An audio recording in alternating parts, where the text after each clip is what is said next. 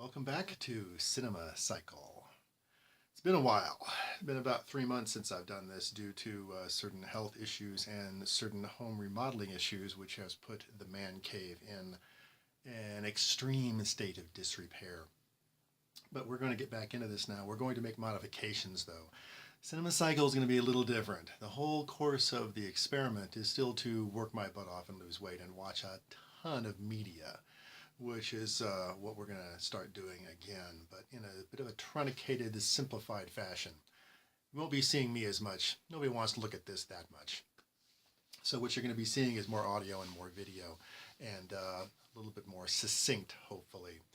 But we're going to get right back into the list that we were in the middle of when this all stopped several months ago, which is a streaming media presentation of a rather recent film called Jupiter Ascending.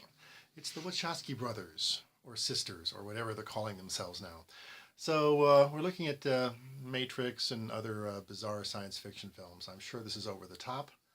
I'm sure it's 2 hours long, so I'm gonna hurt when this is all over. We're going to do this as a voiceover from now on.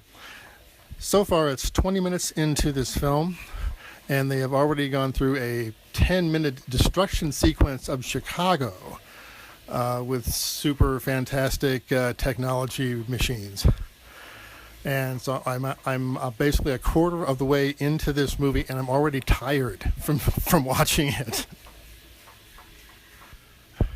So I'm about halfway through this movie, and it's just a bit long, and it's a bit overblown with regard to the sci-fi combat shoot 'em up aspect of it, which is to be expected. So what I look past and try and see is the over repetitive concept that the Wachowski brothers have with regard to we're all a species kept under glass, and there's actually a much bigger world or bigger reality out there, and you break through that, as in the Matrix or as in this movie, and you realize that we're just like living in a kind of convoluted Prozac dream world, which I like. I think it's a good science fiction theme, but I think it's probably getting a little bit overused, especially with this much graphic and this much violence.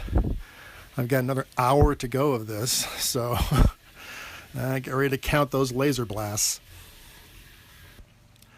Okay, just so you know, the movie is now over, and the ending credits lasted over 8 minutes. So it gives you a concept of the technical expertise needed to do this kind of film.